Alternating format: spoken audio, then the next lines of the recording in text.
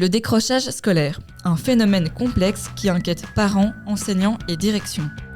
Comment mieux l'anticiper et accompagner les élèves en difficulté ? Dans cet épisode, Isabelle Moreau, directrice d'un centre PMS, nous livre son témoignage avec des exemples et des solutions concrètes. Bonne écoute !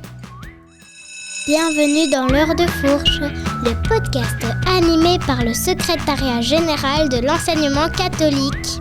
Si vous êtes acteur de l'enseignement et à la recherche de témoignages inspirants, de conseils, d'outils et d'actualités, vous êtes au bon endroit. Installez-vous confortablement et préparez-vous à être inspiré par l'heure de fourche.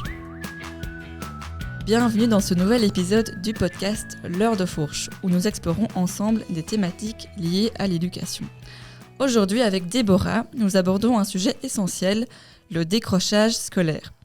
Donc, chaque année, trop d'élèves quittent le système éducatif sans diplôme ni projet clair pour l'avenir. Alors pourquoi, comment les identifier à temps et surtout comment pouvons-nous, en tant qu'acteurs de l'éducation, prévenir ce phénomène et accompagner les jeunes en difficulté ? Pour en parler, j'ai le plaisir d'accueillir Isabelle Moreau, qui est directrice du centre psychomédico-social Libre Liège 2. Bonjour Isabelle et bienvenue dans l'heure de fourche. Bonjour. Bonjour Isabelle. Donc pour commencer, une première question pour comprendre de quoi on parle. Est-ce que tu peux expliquer ce qu'on entend précisément par décrochage scolaire ? Oui, alors le décrochage scolaire, pour moi, c'est un processus. Ça n'arrive pas du jour au lendemain, c'est progressif et c'est multifactoriel. Ça peut être très insidieux aussi, on peut ne pas le voir arriver. On peut avoir des jeunes qui sont à l'école mais qui en fait sont en décrochage. On peut avoir des jeunes qui sont en congé de maladie mais qui sont en décrochage. On peut, il y a pas mal de facteurs qui expliquent ce décrochage et quelque part, on peut avoir des jeunes qui sont là, mais qui n'ont pas l'air d'être là. Et ça, c'est un signe auquel il faut faire très attention.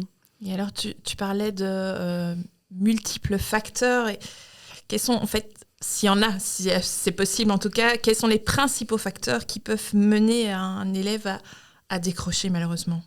Oui, donc ça, c'est vraiment très vaste. Ça peut être un parent qui ne va pas bien. Voilà, l'élève aura envie de rester à son chevet ou pour le surveiller. Ça peut être un événement particulier, un décès dans la famille. Ça peut être une maladie. Ça peut être un événement particulier comme un harcèlement à l'école, par exemple. Mm-hmm. Mais ça peut être aussi un commentaire négatif d'un enseignant ou alors, un sentiment d'insécurité aussi. Pour certains jeunes, dans un climat de classe pas toujours au top. Ou ça peut être un manque de prévisibilité, un stress ambiant en fait pour l'élève, de pas toujours savoir ce qui va arriver quand il va à l'école. Ça, c'est pour moi un gros facteur qui peut jouer. La santé mentale, le problème de santé mentale chez les jeunes, aujourd'hui, il y en a quand même beaucoup. Du stress, voilà, ça peut être... c'est très varié. Et alors, petite précision, vous accompagnez surtout des jeunes donc, du secondaire, c'est ça ? Oui, c'est ça. Je pense que ça peut être la même chose chez des enfants, mais chez des ados, en tout cas, les problèmes de santé mentale sont très présents pour le moment et c'est un facteur de décrochage scolaire, c'est clair. Et petite question, est-ce que suite au Covid, on a vu que les décrochages, les problèmes de santé mentale ont augmenté chez les jeunes. Est-ce que maintenant en 2025, est-ce qu'on voit une évolution, une diminution par rapport à ça ou on reste quand même Moi, je ne vois pas de diminution. En tout cas, dans notre travail, dans notre pratique, on voit plutôt même une augmentation. Et pour moi, ce climat anxiogène, ça, c'est vraiment quelque chose qui peut laisser des traces pendant très longtemps. Et ça, je pense que c'est une bonne source de décrochage et de problèmes de santé mentale. Il y a les facteurs, on va dire, plus familiaux, les facteurs au niveau scolaire, mais alors tout ce qui est au niveau de la société peut aussi venir impacter les jeunes et le décrochage scolaire. Oui, c'est ça. Donc, tout ce qui est, je dirais, imprévisibilité, ce qui cause du stress, ce qui met les jeunes en état de vigilance quelque part. Que ce soit dans la famille, ou à l'école, ou dans la classe, dans la cour de récré, ou dans la société en général, peut conduire à ce phénomène de décrochage scolaire et de problèmes de santé mentale. Quels signes doivent alerter les enseignants et les directions sur un risque de décrochage scolaire ? Je veux dire, voilà, dans ma classe, j'ai peut-être cet élève-là qui est en train de décrocher. Est-ce qu'il y a des signes Oui, on peut être attentif à plein de choses. Maintenant, c'est pas toujours facile à repérer. Je sais que c'est difficile, mais des retards, des absences répétées, des certificats médicaux répétés aussi, ou qui tirent en longueur. Moi je pense que là, il faut s'inquiéter. Il faut appeler les jeunes, il faut appeler les parents. Pourquoi il n'est pas là, même s'il y a un certificat médical, il faut s'inquiéter. Mais un manque d'application, un manque d'engagement, ça peut aussi être un signe. Un élève qui ne croit pas en ses compétences scolaires, ça peut aussi être un gros signe de prémisse de décrochage scolaire. Parce que si on ne croit pas en ses compétences scolaires, on perd le sens d'être là. Et pourquoi est-ce qu'on y va s'il n'y a pas de sens, on peut plus facilement décrocher. Et alors, si un enseignant remarque que cet élève-là, il est en train de décrocher, qu'est-ce qu'il peut faire ? S'inquiéter pour lui. Aller le trouver, parler, discuter, s'intéresser à lui, le valoriser, dire des choses positives, voir ce qui le stresse, ce qui l'angoisse, ce qui le met en difficulté. Si on est à l'écoute, si on est vraiment intéressé avec le jeune, il peut dire des choses qui peuvent nous expliquer la situation et alors on peut y réagir à ce moment-là. Et par rapport au rôle des CPMS, quel rôle ils jouent par rapport à la prévention, l'accompagnement des élèves en difficulté ? Alors on a tout ce qui est l'accompagnement individuel. Ça c'est notre travail de base et c'est vrai que c'est déjà accompagner un jeune en difficulté, qu'il soit en perte de sens ou en décrochage ou qu'il y ait un souci, quel qu'il soit, c'est déjà travailler dans le sens de l'accompagner et d'aller vers quelque chose qui peut l'accrocher à l'école. Mais on a aussi toute une multitude de projets qu'on peut mettre en place, que ce soit de la prévention ou que ce soit pour réaccrocher le jeune ou pour l'intéresser à l'école. On peut mettre toute une série de projets. Et chaque PMS met des projets en place, mais ils sont tous un peu différents parce qu'on s'adapte au public, aux besoins, à la situation, aux moyens dont on dispose. Et justement, par rapport au projet, donc quelles sont les actions concrètes qu'on peut mettre en place, qui sont mises en place au sein d'écoles pour lutter contre ce phénomène ? Il y en a une multitude, mais je peux vous parler de ce que nous, on a mis en place. On a 2 écoles où on a mis le projet papotage en place. Papotage, ça fait potage, mais ça fait papote aussi. Donc, c'est l'idée de se retrouver autour de la casserole de soupe bien chaude qui fait du bien, mais de se retrouver pour y papoter en fait. Donc c'est pas que l'idée de servir un bol de soupe qui est bon pour la santé, mais c'est vraiment créer un climat, un endroit, un lieu, un moment où on peut se rencontrer, adultes et jeunes de l'école, dans une posture un peu différente et papoter. Alors les plus jeunes informel, plus convivial. Voilà, exactement, et où on peut écouter le jeune d'une autre manière que par rapport à des cours ou bien par rapport à un problème qu'il aurait et pour lequel il viendrait au PMS. Les jeunes viennent et ils discutent de leur match de foot du week-end, mais aussi de la guerre en Ukraine, de plein de choses. Et là, on pense que ça, c'est un vrai moment d'accrochage, en fait.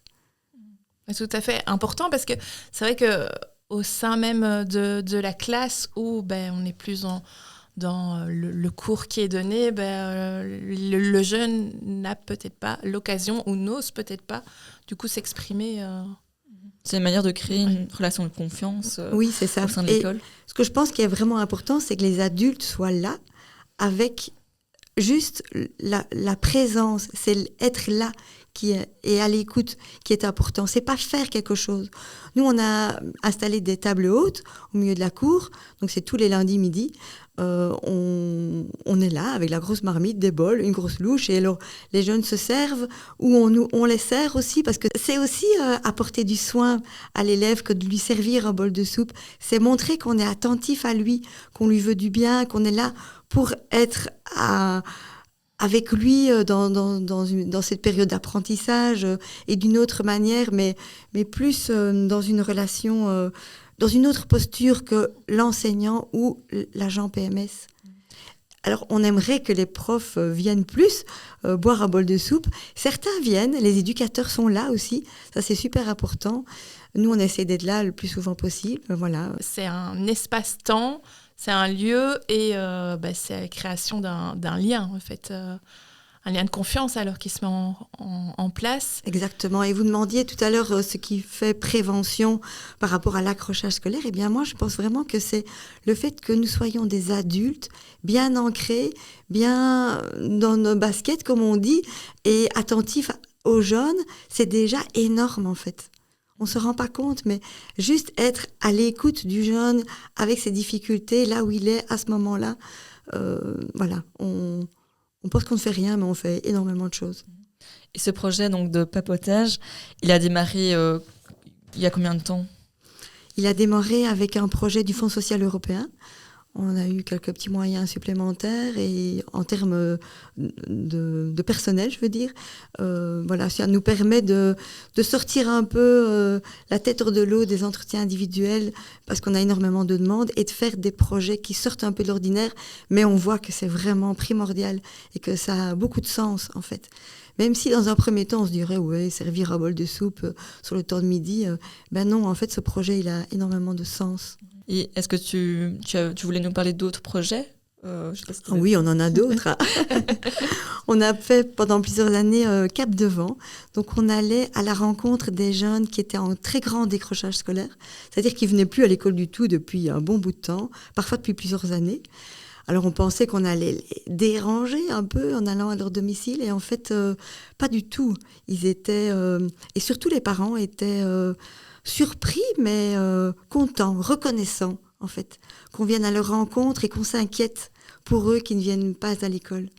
Voilà. Et alors on a développé toute une petite méthodologie pour aller pas à pas vers eux. On ne frappe pas à la porte comme ça à l'improviste. On envoie d'abord un SMS, on se présente, puis on les appelle. On doit, si vous voulez, avec ces jeunes-là, il y a toute une phase d'approche, d'approchoissement oui, un peu. Voilà, exactement. Et de portage au début. On ne peut pas demander aux jeunes de revenir tout de suite à l'école comme ça parce que ça a du sens. Il faut les approcher tout doucement et les porter. Il faut leur faire donner des confiance choses, au fait. voilà. Il y a un lien de confiance. Faire des choses avec eux pendant tout un temps et aller à leur rythme en fait. Et puis petit à petit, ils peuvent alors se rapprocher de quelque chose qui n'est pas nécessairement l'école parce que ces jeunes-là, ils n'ont pas décroché que de l'école en fait. Hein. Ils ont décroché de la société, d'une vision du monde, parfois d'eux-mêmes. Et donc, il faut les raccrocher à quelque chose de petit. Parfois, c'est juste aller se balader dans la rue. Parfois, c'est être capable de reprendre un bus. Parfois, c'est de s'inscrire dans une salle de sport. Voilà, il y en a d'autres pour qui ça a été une grande réussite. Ils ont réaccroché avec un projet, avec une formation, avec voilà, retour à l'école parfois aussi, mais pas toujours. Est-ce qu'il y a vraiment une chose, une manière d'aborder le jeune qui va faire que on sent que là, on va pouvoir le raccrocher, le faire revenir au sein de l'école ? Je dirais que c'était très individualisé. On ne pouvait pas dire, voilà, on va faire ça avec tous les jeunes qu'on voit à domicile. Ouais. On partait vraiment de là où ils sont, en fait. Et là où ils sont, parfois, ils sont très, très, très loin de l'école. Et parfois, ils ne sont pas si loin que ça. Parfois, ils sont imbriqués dans des dynamiques familiales qui les empêchent de venir à l'école. Donc, à la base, notre projet était de vraiment travailler sur ça. Voilà, on s'est rendu compte que on devait plus travailler avec les jeunes qu'avec les familles. Souvent, c'est des jeunes qui avaient un certain âge quand même, et donc ils étaient déjà un petit peu indépendants par rapport à leur famille, et donc ça n'avait plus beaucoup de sens de travailler avec la famille. C'était mieux de travailler avec les jeunes. On a essayé beaucoup de choses. On a travaillé avec des jeux de société, avec des cartes, vous voyez, qu'on peut leur demander de choisir, travailler vraiment leur... Je dirais pas un projet, mais une petite envie, quelque chose sur lequel on pouvait faire un pas de plus. C'était la technique des petits pas, peut-être plus. Mais vraiment, l'expression, c'était partir de là où ils sont pour les tirer un petit peu plus vers la société ou l'école. Voilà, c'était un peu l'objectif du projet, en tout cas. On a été accompagnés là-dedans par un comité de pilotage qu'on a créé, qui était inter-école. Donc les directions ou les préfets des écoles ou les personnes qui accompagnaient les jeunes étaient les bienvenus, mais aussi des professionnels de l'aide à la jeunesse. On avait quelqu'un de l'IPPJ de Frépont, on avait quelqu'un de l'AMO Droit des jeunes, on avait quelqu'un d'un centre de santé mentale, ou en tout cas qui travaille sur la dynamique de la famille. Et tous ensemble, on a réfléchi en fait. Et c'était très intéressant parce que ça faisait des pauses dans notre travail, de réflexion. Ça, c'est vraiment primordial, je pense, pour pouvoir travailler avec des jeunes qui ont des difficultés, de se poser et de réfléchir à plusieurs. Ça fait avancer très, très fort. Mais aussi, on a pu faire des allers-retours, je dirais, entre la pratique et la théorie. On avait des gens autour de la table qui étaient plus des théoriciens et qui nous interrogeaient sur qu'est-ce qu'on voit, qu'est-ce qu'on fait. Et on faisait des allers-retours comme ça avec eux, on les voyait régulièrement. C'était très précieux pour nous dans notre travail. On n'a pas toujours le temps de faire ces temps de pause avec autant de personnes autour de la table. Mais ce comité de pilotage nous a vraiment aidé à réfléchir à ce qu'on devait faire avec ces jeunes qui ne vont plus à l'école. D'ailleurs, ils nous ont clairement interpellés sur le fait que dans notre pratique quotidienne, on n'avait pas le temps de s'intéresser à ces jeunes-là. En nous disant, mais est-ce que ce n'est pas les jeunes qui ont le plus de problèmes, qui sont les plus en difficulté ? Alors que nous, on est dans les écoles, on travaille avec les jeunes qui sont là, qui sont un peu demandeurs ou pour lesquels l'école a demandeurs qu'on les voit. Et donc, c'est des jeunes qu'on oublie parfois un peu. Mais bon, voilà, il faut avoir les moyens structurels d'aller les chercher, ces jeunes-là.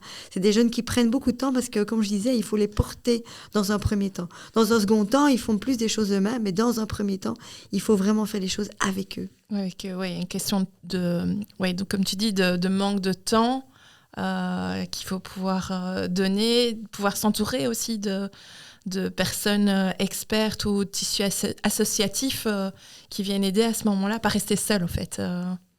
Oui, mais pour les situations comme ça vaut la peine. On a eu l'idée d'offrir un fruit à chaque rentrée scolaire, à chaque rentrée après 15 jours de vacances aux jeunes dans certaines écoles. Et c'était pas non plus, un peu comme le projet papotage, pas l'idée de manger un fruit qui est bon pour la santé, même si ça ne nous dérange pas quelque part. Mais c'était l'idée d'accueillir.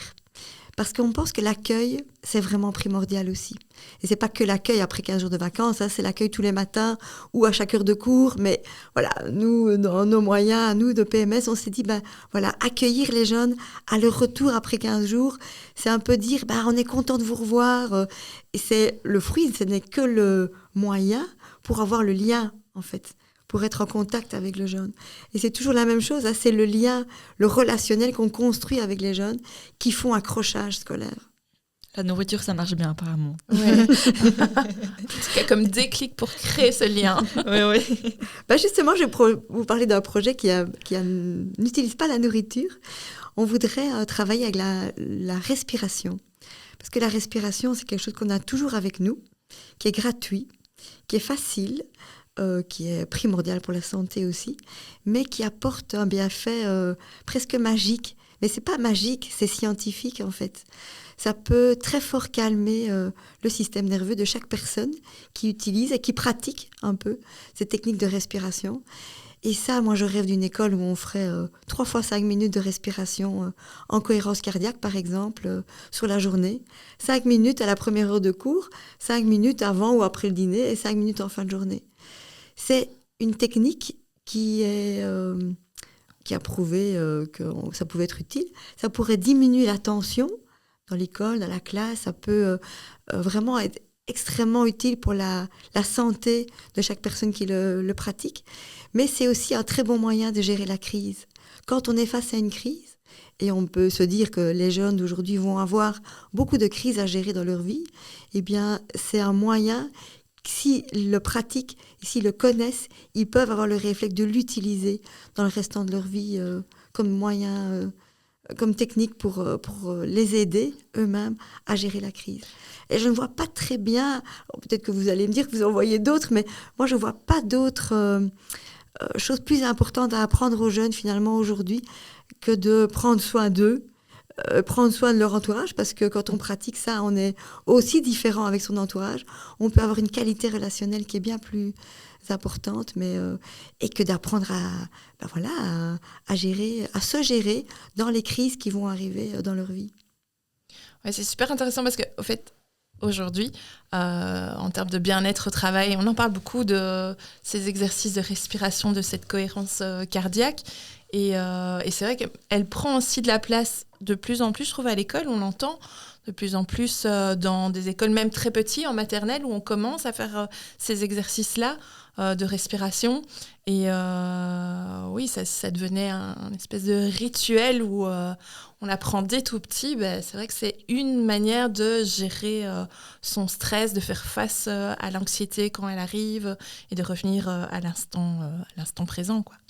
Tout à fait. Et si on se dit que finalement, on n'a pas de prise sur ce qui se passe dans les familles, dans la société, en tout cas peu, mais par contre, on a une prise un petit peu sur ce qui se passe dans l'école. Si on arrive à construire des écoles où le sentiment de sécurité est plus fort, l'accrochage des élèves sera beaucoup plus fort aussi. Et donc, voilà, c'est un des moyens pour construire ce sentiment de sécurité, je pense, c'est d'avoir des rites, quelque chose de prévisible, quelque chose qui prend soin de l'autre, qui calme le système nerveux, parce que ça, c'est un bienfait qu'on ne peut pas nier. J'ai un autre projet moins sexy, si vous voulez. Mais Vas-y. On a un questionnaire sur le décrochage scolaire pour repérer en fait les jeunes qui sont sujets à risque de décrochage scolaire. Ah, donc vraiment en matière de prévention ici, là. Voilà, c'est ça. Ouais. Donc on a fait passer ce questionnaire à nombreux élèves, plutôt en première, mais pas que en première. Et ce qu'on remarque, c'est que, je ne vais pas rentrer dans les détails du questionnaire, mais il y a plusieurs facettes dans le questionnaire, et que la facette qui nous a le plus marqué dans les résultats, c'était le manque de confiance dans leurs compétences scolaires. Et vraiment, voilà, on remarque que finalement les jeunes qui ont été un peu en décrochage dans le restant de l'année ou l'année suivante, eh bien ils avaient tous cette facette dans leur questionnaire, des réponses dans leur questionnaire qui montraient qu'ils avaient très peu de confiance dans leurs compétences scolaires. Et donc faire de l'accrochage scolaire, c'est aussi et peut-être surtout renforcer ce sentiment de compétence au niveau scolaire des élèves. Et ça, je pense qu'on a de la prise là-dessus. On peut parler de l'échec comme quelque chose de... c'est pas grave, c'est que t'as pas acquis. Mais c'est pas parce que t'es pas compétent. T'es compétent, mais juste, tu n'as pas encore acquis ça. C'est pas grave d'être en échec à ce moment-ci. Ça peut être difficile dans ton parcours scolaire, mais c'est pas pour ça que t'es pas incompétent. Du coup, j'en viens à une question qui est peut-être du coup liée à ce que tu es en train de dire. Mais quel message tu voudrais adresser aux enseignants et aux directions qui nous écoutent aujourd'hui et qui font face à cette réalité dans leurs établissements, donc du décrochage scolaire? En tout cas, j'aurais envie de commencer par dire que être enseignant dans une école où il y a beaucoup de décrochage, c'est vraiment difficile, très dur. Voilà, c'est des classes qui sont mouvantes tout le temps et donc c'est très difficile d'avoir un on ne sait pas par où conducteur, commencer, voilà. On est pris aussi par le temps. Hein, voilà. Et dire aussi que moi, je ne suis que dans un PMS, je ne suis pas enseignante et donc c'est compliqué de donner des conseils aux enseignants, mais ce que j'aurais envie de dire, c'est oui, d'essayer de renforcer ce climat de sécurité dans la classe, de renforcer les compétences scolaires, le sentiment de compétences scolaires. En tout cas, de bien travailler la raison de l'échec. C'est normal d'être en échec quand on est en apprentissage. Ça, c'est deux choses que j'aurais envie de dire. Mais que la relation prime, s'ils arrivent à créer une relation de qualité avec leurs élèves, voilà, on aura tout gagné. Nous, on entend parfois des élèves qui nous disent personne ne m'a adressé la parole pendant toute une semaine. Voilà, l'enseignant, dur, hein. Oui, c'est dur. L'enseignant, il parle à la classe et c'est normal. Il ne peut pas parler à tous les élèves en individuel, mais d'aller chercher de temps en temps un jeune qu'on voit qui est plus isolé ou qui est plus en difficulté, ou lui demander juste comment ça va. Voilà, moi, je pense que ça, c'est vraiment précieux. Ou de pouvoir de montrer et de dire aux élèves quand on est disponible. On ne peut pas être disponible tout le temps quand on est enseignant. C'est pas possible, mais de pouvoir leur dire quand, où, comment ils peuvent nous trouver pour pouvoir dire que quelque chose ne va pas. Ça, c'est vraiment précieux. Oui, les PMS, les éducateurs, ça suffit pas. Les enseignants, ils sont au contact des élèves réguliers. Oui. Et alors, on sait qu'un élève qui revient après une période d'absence, de décrochage, la manière dont on va l'accueillir, c'est extrêmement important. On entend régulièrement des jeunes qui nous disent « Vous savez, quand je suis revenue, on m'a dit « Ah, voilà le revenant !» Ça les fait fuir tout de suite. Mais par contre, je suis contente de te revoir, tu nous manquais dans la classe. Eh bien, ça, on est sûr que ça fait accroche. Ça ne marche pas toujours, mais ça fait accrochage. Oui. Est-ce que tu as des liens ou des ressources à partager par rapport au décrochage scolaire ? Il y a plein de choses sur Internet, mais je n'ai pas de choses bien plus précises à partager. Maintenant, le questionnaire, si on le veut, il est sur Internet, sans problème. C'est un questionnaire québécois, questionnaire de dépistage des risques de décrochage scolaire de Pierre Potvin du Québec. Il faut un peu l'adapter, mais tout à fait faisable. Pierre Potvin, voilà. Je note. Est-ce que tu as quelque chose à ajouter par rapport à notre échange ? Ce serait vraiment intéressant que les acteurs de l'école se posent et s'arrêtent pour réfléchir à comment créer un climat de sécurité pour tous les jeunes qui seront à l'école. C'est vrai que c'est compliqué. Je n'ai pas de baguette magique, je n'ai pas de solution, mais en tout cas de réfléchir à comment on peut faire, parce que ça passe par le relationnel et ça passe par le fait que tout le monde, tous les adultes de l'école soient dans cette même ligne d'être bienveillant. Et bienveillant, ça ne veut pas dire gentil tout le temps et nunuche, hein, ça veut dire de veiller sur les jeunes qu'on encadre et de réfléchir, se poser à ça, à son propre comportement en tant qu'adulte face à des jeunes. Moi, je pense que c'est vraiment très, très précieux. Merci beaucoup Isabelle pour cet échange. Donc, le décrochage scolaire est un défi complexe, on l'a vu, mais avec une attention précoce, une collaboration étroite aussi entre enseignants, direction et services d'accompagnement, avec des actions ciblées, nous pouvons faire une différence dans la vie des élèves. Merci d'avoir écouté l'heure de fourche et n'oubliez pas de vous abonner pour ne pas manquer un épisode. Et si ce sujet vous parle, n'hésitez pas évidemment à le partager avec vos collègues. Suivez-nous sur nos réseaux sociaux, donc CEGEC Enseignement Catholique sur Facebook et LinkedIn et l'heure de fourche sur Instagram. À très bientôt pour un nouvel épisode de l'heure de fourche. Avant de nous séparer, rejoignez-nous sur les réseaux sociaux en cherchant CEGEC Enseignement Catholique ou l'heure de fourche podcast sur Instagram. Partagez ce podcast et n'oubliez pas de laisser votre avis sur votre plateforme d'écoute préférée. Merci pour votre écoute et à bientôt.